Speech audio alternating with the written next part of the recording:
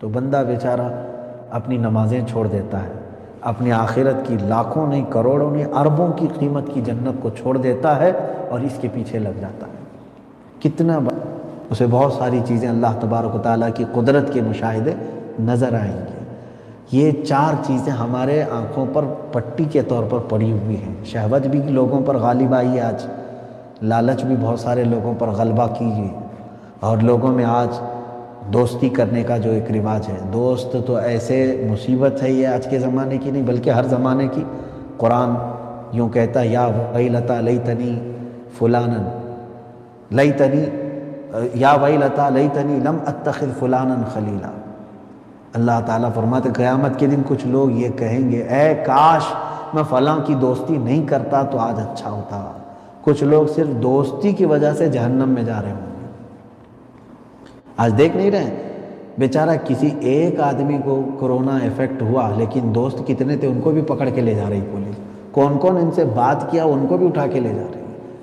اور کچھ لوگ آج پچھتا رہے، کاش میں اس کو میسج بھی نہیں کیا ہوتا تو اچھا ہوتا، مجھے کوارنٹائن کر دیے۔ تو بہرحال میں یہ نہیں کہتا کہ دوستی نہیں ہونی چاہیے، بلکہ دوست اسے بنائیں جو تمہاری آخرت کا تمہیں یاد دلائے، دوست اسے بنائیں جو تمہارے اخلاق و کردار میں تمہاری تربیت کر سکے، دوست وہ نہیں جو تمہیں یاد خدا سے غافل کر دے اور عیاشیوں کے اڈے پر لے جائے، خود بھی بہک جائے اور خود دوسروں کو بھی بہکائے۔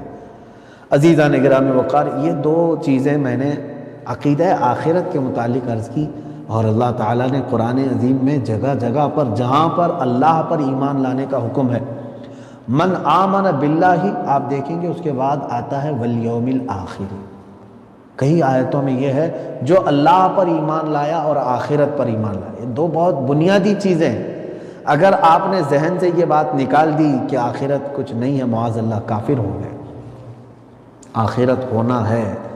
میں اسی بات کو آج آپ کے سامنے بھی لے کر کے عرض کروں گا کہ میرے عزیزو، ہماری زندگی میں جتنا بھی وقت چل رہا ہے، یہ گھڑی کے کانٹے جو ہٹ رہے ہیں، یوں سمجھ لو کہ ہمارا یعنی کاؤنٹ پوری طور پر ہو رہا ہے، اور ہمارا عقیدہ یہ ہے کہ مرنے کے بعد جب ہم قبر میں سوتے ہیں وہ کتنے سال کا عرصہ ہوگا وہ اللہ بہتر جانے، جس کو عالم برزخ کہتے ہیں، وہ خود ایک عذاب ہے، وہ خود ایک عذاب ہے کہ قبر کی زندگی اتنی سخت ہوتی ہے۔ بعض لوگوں نے یہ کہا کہ جو دنیا میں عیش کرتا رہا، قبر کی زندگی اس کے 1 منٹ 1 سال کے برابر گزر رہی ہوگی۔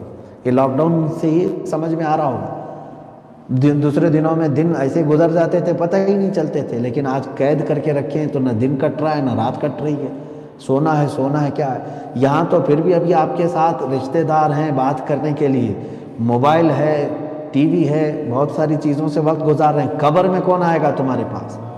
نہ وہاں دن کٹتا ہے نہ رات کٹتی ہے۔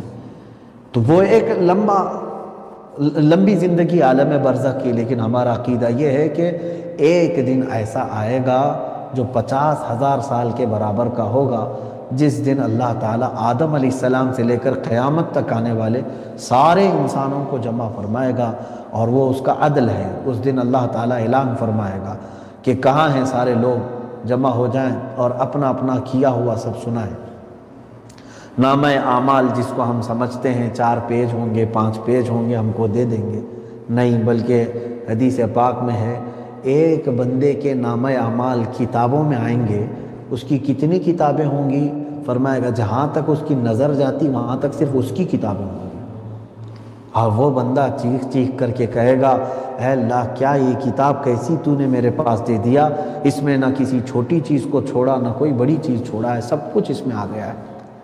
اب وہاں پر یہ جو تمام معاملات ہیں میں کیوں سنا رہا ہوں کہ اگر آپ کو یہ تصور نہیں رہے گا قیامت کا تو پھر جسم جو ہے ہمارا دنیا کے فضولیات میں، لغویات میں، عیاشیوں میں پڑ جائے گا۔ جب بھی تمہیں کسی چیز کی خواہش ہو رہی ہو برے کام کی، یہ سوچ کر کے چلو تھوڑا اور صبر کر لو، میرے لیے جنت کا شربت تیار ہے، تھوڑا اور میں صبر کر لے جاؤں، میرے لیے اللہ نے جنت کی حوریں رکھی ہیں۔ اگر تم نے یہاں کی عورتوں پر اپنا دل دے بیٹھا اور ان کے پیچھے گناہ کر لیے، سمجھ جاؤ کہ آخرت کے تمام حسن سے تمہیں محرومی ہوگی۔ تم وہاں کی ساری قربانیاں دے رہے ہو صرف 4 دنوں کی زندگی کے لیے۔ جنت کا جوان ایسا ہوگا کہ اسے 100 مردوں کی طاقت دی جائے گی۔ تم نہ جنت میں بوڑھے ہوگے نہ بیمار ہوگے، تمہارا حسن کبھی ختم نہیں ہوگا۔ یہاں اگر کچھ بھی کر لو، ساری دوائیں معجونیں طاقت کی سب حاصل کر لو، مشکل سے میرے خیال سے کسی عورت کے ساتھ تم 10 سال 15 سال جی لو گے جو عیش کے ہوں گے، اس کے بعد پھر بڑھاپے کے ہی دن ہیں۔ طاقت کی کمزوری الگ، جسم کا حسن کا گرنا الگ، یہ تمام معاملات تو یہاں یہ فانی جسم کے ساتھ ہمارے ساتھ ہوتے ہی رہیں گے۔ حیرت ہے ان لوگوں پر جنہوں نے اپنے آخرت کو یہ 4 دن کی زندگی پر قربان کر دیا، وہ بڑے خسارے میں ہیں۔ انہی کے لیے اللہ نے فرمایا والعصر ان الانسان لفی خسر، زمانے کی قسم انسان گھاٹے میں ہے۔ اللہ فرما رہا ہے انسان گھاٹے میں ہے۔ اولئک الذین اشتروا الضلالۃ بالہدی، یہ وہ لوگ ہیں جنہوں نے گمراہی کو خرید لیا ہدایت کے بدلے میں۔ کتنے بیوقوف ہیں ایسے لوگ۔ میں یوں سمجھ آپ کو بتا دوں، آپ اس شخص کے بارے میں کیا کہیں گے، اس شخص کے بارے میں کیا کہیں گے؟ آپ کے ہاتھ میں 2 روپے کی ایک چاکلیٹ تھی، 2 روپے کی ایک چاکلیٹ تھی، آپ نے اس کو اتنا سجایا اور کہا کہ اس میں ایسی ایسی چیزیں ہیں، فلاں ہیں، وہ ہیں، یہ ہیں، آپ نے اس کو ملمہ سازی کر دی، بیان بات کرنے کا آپ کے پاس فن تھا۔ بیچارہ ایک بھولا آدمی آیا، اس نے پوچھا کہ کیا ہے یہ؟ کہا ایک چاکلیٹ ایسی ہے جو تم کو جوان کر دے گی، تم کو فلاں کر دے گی، وہ کر دے گی۔ کتنے کی ہے؟ آپ نے کہا 1 لاکھ روپے کی۔ 1 لاکھ روپے کی۔ اس بندے نے 1 لاکھ روپے دے دیے اور آپ نے اس کو 2 روپے کی چاکلیٹ پکڑائی۔ آپ نے اس کو بیوقوف بنایا کہ نہیں بنایا؟ اور میں سمجھتا ہوں وہ کتنا بڑا بیوقوف ہے جو اتنی بڑی رقم 1-2 روپے کی چاکلیٹ پہ دے دیا اور واپس لایا، اس چاکلیٹ میں کچھ بھی نہیں تھا۔ سیم ایسی ہی ہے دنیا، یہ ساری چیزیں ایسے دکھاتی ہے، یہ جتنے بھی ہماری زندگی کے طور طریقے ہیں یوں ہمیں بتاتی ہے کہ بھائی کیا کرنا ہے، نہیں زمین تو لینا ہے، گھر تو بنانا ہے، اتنا وہ کرنا ہے، اور یہ تمام چیزیں جمع کرنا ہے، بینک بیلنس ہونا ہے، ارے یہ نہیں ہے تو کیسے چلے گا، ویسے چلے گا۔ تو بندہ بیچارہ اپنی نمازیں چھوڑ دیتا ہے، اپنی آخرت کی لاکھوں نہیں کروڑوں نہیں اربوں کی قیمت کی جنت کو چھوڑ دیتا ہے اور اس کے پیچھے لگ جاتا ہے۔ کتنا بڑا خسارہ ہے، کتنا بڑا گھاٹا ہے۔ اسی لیے آخرت کا تصور جس کے ذہن سے نکل گیا تو وہی لوگ ہیں جو آج آوارہ ہیں، لغویات میں پڑے ہوئے ہیں۔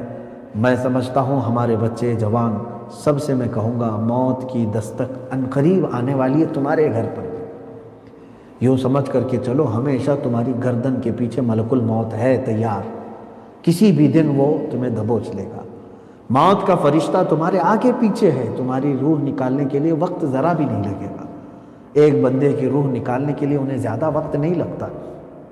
عزیزان گرامی وقار، یہ تمام باتیں میں نے عقیدہ آخرت کی اس لیے عرض کی کہ آج اکثر لوگ اپنے زندگی میں اتنے مست ہو چکے ہیں کہ ان کو یہ یاد بھی نہیں رہ گیا کہ ان کو بھی مرنا ہے، ان کو بھی جانا ہے، ان کو بھی اللہ رب العزت کے حضور کھڑا ہونا ہے۔ لہٰذا ان تمام چیزوں کو اللہ تبارک و تعالی ہمیں اصلاح کی توفیق عطا فرمائے۔ ہمارے آخرت کا تصور جب تک رہے گا، میں ہمارے خاندانی بزرگ تھے، ان کے متعلق میرے والد ہمیشہ کہتے تھے، کوئی بھی کچھ کہتا تھا تو وہ صرف اتنا کہتے تھے آخرت سے ڈرو، آخرت سے ڈرو کہ تمہیں حساب دینا ہے۔ وہ کسی کو بھی کچھ بھی بولتے، بچوں کو بھی ڈانٹتے تو یوں کہتے تھے کہ بیٹا تو ایک دوسرے کے ساتھ تم جھگڑا کر رہے ہو، آخرت سے ڈرو، اللہ کے پاس تمہیں حساب دینا ہے۔ حتیٰ کہ حدیث پاک میں اگر آپ نے بیل کو، جانور کو بھی مارا ہے، قیامت کے دن وہ جانور بھی اٹھایا جائے گا اور وہ کہے گا کہ میرے چہرے پر فلاں پر اس نے مارا تھا، اس کو مجھے بدلہ دیا جائے۔ حالانکہ جانوروں کو معدوم کر دیا جائے گا بعد میں، لیکن ان کو ان کا حق دلایا جائے گا۔ یہ تمام چیزیں تھیں آخرت کے تصور کی، بہت ساری باتیں رہ گئی ہیں عرض کرنے کی تفسیر میں۔ آل عمران میں اللہ تبارک و تعالیٰ نے جو باتیں عرض فرمائی ہیں، ارشاد فرمائی ہیں میرے مولا تعالیٰ نے، عقیدے کے متعلق بہت ساری ہیں، خاص طور پر ایک آیت میں تلاوت کر لوں، قل ان کنتم تحبون اللہ فاتبعونی یحببکم اللہ۔ کون ہے دنیا میں جو یہ نہیں چاہتا کہ اللہ تبارک و تعالیٰ سے محبت کرے؟ آپ لوگ بھی چاہتے ہیں، ہم بھی چاہتے ہیں، آپ چاہتے ہیں نا کہ میں اللہ سے محبت کروں۔ کچھ لوگوں نے مجھے یہ میسج کیا تھا کہ کچھ ایسا طریقہ بتائیے جس میں ہم صرف اللہ سے محبت کریں، ساری محبتیں نکل جائیں۔ میں ان کو ڈبل چیز بتاتا ہوں۔ آپ نے سوال کیا کیا کیا؟ ہم اللہ سے ہی محبت کرنے لگ جائیں، ایسا کوئی وظیفہ وغیرہ بتا دو۔ بلکہ میں آپ کے سوال کا الٹ کر کے بتا دوں۔ آپ چاہ رہے ہیں نا آپ اللہ سے محبت کا راستہ دیں، اگر میں یہ بتا دوں تم نہیں، اللہ ہی تم سے محبت کرنے لگ جائے، اللہ ہی تم سے محبت کرنے لگ جائے۔ ہاں ہے، یہ آیت میں آج ہم نے پڑھا ہے۔ اللہ تعالیٰ یوں فرماتا ہے قل ان کنتم تحبون اللہ، اے محبوب آپ فرما دیں کہ اگر تم چاہتے ہو کہ اللہ سے تم محبت کرو تو ان سب سے کہو فاتبعونی، اے لوگوں میرے پیچھے چلو۔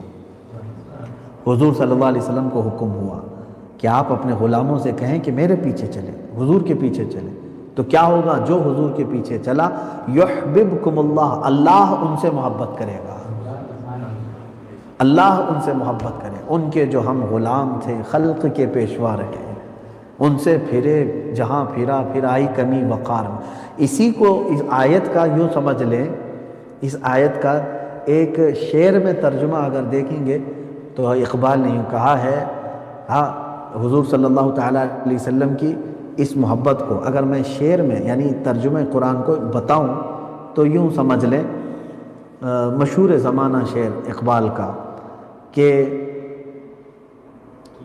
کی محمد سے وفا تو نے تو ہم تیرے، اللہ تعالیٰ فرما رہا ہے کی محمد سے وفا تو نے تو ہم تیرے، یہ جہاں چیز ہے کیا لوح و قلم تیرے، سب کچھ تیرا ہے۔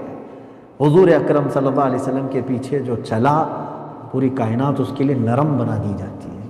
تاریخ میں ایسے بہت سارے غازیوں کو ہم نے پڑھا ہے، بہت سارے شہداء کو پڑھا ہے، بہت سارے اولیاء کو ایسا پڑھا ہے کہ جو حضور صلی اللہ علیہ وسلم کی محبت میں فنا ہو گئے، اللہ نے پوری دنیا ان کے پیچھے لگا دی، ان کے تذکرے کبھی ختم نہیں ہوتے۔ ہمارے ہندوستان میں عطائے رسول بھی ہیں، عاشق رسول بھی ہیں۔ سلطان الہند غریب نواز رضی اللہ تعالیٰ عنہ عطائے رسول، حضور کی محبت میں وہ فنا تھے۔ عاشق رسول امام احمد رضا خان فاضل بریلوی رضی اللہ تعالیٰ پوری زندگی وقف کر دی تھی میرے آقا کے پیچھے چلنے کے لیے، حضور صلی اللہ تعالیٰ علیہ وسلم کے لیے ہی آپ نے پوری زندگی وقف کر دی۔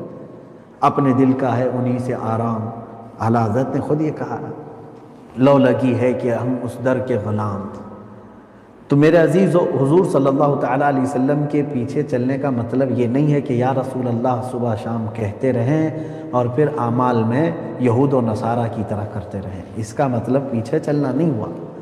اب مثال کے طور پر آپ یہاں آ کر کے ہمارے سامنے ہاتھ چوم رہے ہیں، بڑی محبت سے حضرت حضور کرتے ہیں، اور پھر پیچھے جا کر کے ہمارے قتل کا منصوبہ بناتے ہیں، تو اس کو کیا کہیں گے؟ یہ منافق شخص ہے۔ عمل میں کچھ لوگ نفاق کرتے ہیں۔ رسول کریم صلی اللہ تعالیٰ علیہ وسلم سے محبت کی بات کرنے والا حضور کی کسی بھی ادا سے کبھی نفرت نہیں کر سکتا، میرے آقا صلی اللہ تعالیٰ علیہ وسلم کے شکل مبارکہ سے کبھی نفرت نہیں کرتا، اسے دل و جان سے میرے آقا کی ہر چیز پسند ہونی چاہیے، تبھی سمجھ لیں۔ اسی لیے حضرت ابو بکر شبلی رحمۃ اللہ تعالیٰ علیہ بڑے پائے کے بزرگ ہیں، سلسلہ قادریہ میں ان کا ذکر بھی ہے، آپ نے پڑھا ہوگا، بہر شبلی شیر حق دنیا کے کتوں سے بچا، ایک کا رکھ عبد واحد بے ریا کے واسطے۔ حضرت ابو بکر شبلی یہ فرماتے اگر زندگی میں میرے لیے سب سے ڈیفیکلٹ سوال ایک ہے، کسی نے اگر مجھ سے یہ پوچھا کہ تو حضور صلی اللہ علیہ وسلم سے محبت کرتا ہے یا نہیں، یہ کوئی ڈیفیکلٹ سوال ہے، مشکل سوال ہے۔ اگر میں آپ سے پوچھوں تو آپ فوراً، ابھی میرا جو سوال ختم نہیں ہوگا، فوراً پکاریں گے یا رسول اللہ ہم تو آپ سے محبت، لیکن حضرت ابو بکر شبلی فرماتے ہیں میرے لیے زندگی کا یہ سب سے سخت سوال ہے۔ پوچھا کیوں؟ کہا کہ اگر میں نہ کہہ دوں کافر ہو جاؤں گا، حضور صلی اللہ علیہ وسلم سے محبت نہیں ہے اگر کہہ دیا تو کیا ہو گیا؟ کافر ہو گیا، اور اگر ہاں کہہ دوں تو پھر میرا دل کہے گا کہ کہاں ہے تیرے اعمال اور کہاں ہے رسول پاک کیا، جھوٹا پڑ جاؤں گا۔ دونوں بھی چیزیں ہمارے لیے سخت ہیں۔ جب وہ اس پائے کے ولی یہ کہتے ہیں تو آج ہم لوگوں کو احتساب کی ضرورت ہے۔ اسی پارے میں اللہ تعالیٰ نے ایک وعدہ نبیوں سے لیا تھا، اس کا ذکر بھی آیا ہے۔ سارے نبیوں کی روحوں کو اللہ نے ایک دن جمع کیا، 3 طرح کے وعدے اللہ تعالیٰ نے لیے ہیں۔ ایک نبیوں سے، ایک علماء سے، اور ایک تمام انسانوں سے۔ یہ تینوں کے تذکرے قرآن میں ہیں۔ میثاق کہتے ہیں اس کو، وعدہ لینا۔ مثال کے طور پر سب کو جمع کیا اور ہم آپ سے وعدہ لیتے ہیں کہ ایسا